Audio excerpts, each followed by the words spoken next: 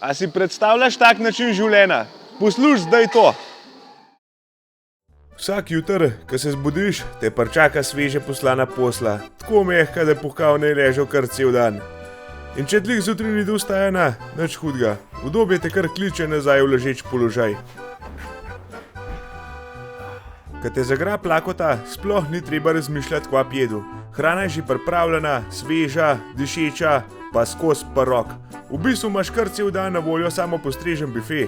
Če pa zmanjka energije ali pa vitaminov, ni panike. Zraven dobiš tudi dozo za super moč, bi rekel kot en energijski smuti. Kva pa če ti slučajno postane vroče? Ti paše v osvežitu?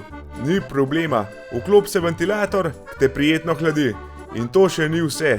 Ventilator odžene tudi nadležne muhe, da lahko uživaš v svojemu mini domačemu spaju brez nadležnih motenj.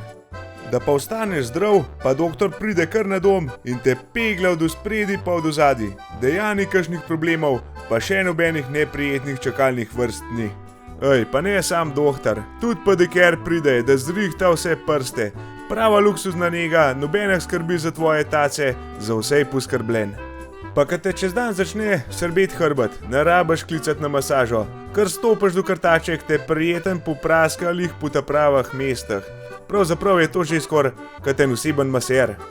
Ampak čak, opcijsko te peljejo tudi na izlet na svež zrak, kjer se raztegneš po travank, čutiš mehko travo pod nogam, pa svež veter v laseh.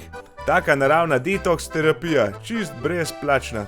Sprehodaš se, poješ malo hrane, ki je lih zrasla v okolic, ta prav wellness v naravi. No, tako se počutijo krave v sodoben štal, oziroma hlev. Že skoraj bolj kakšen all-inclusive hotel, kaj? No in zdaj je fajn sporočil za vse tiste, ki imate doma štalo, s katero se bomo pohvalili. Se lahko prijavite na razpis za najhlev 2024, ki ga že drug let organizirajo ljubljanske mlekarne.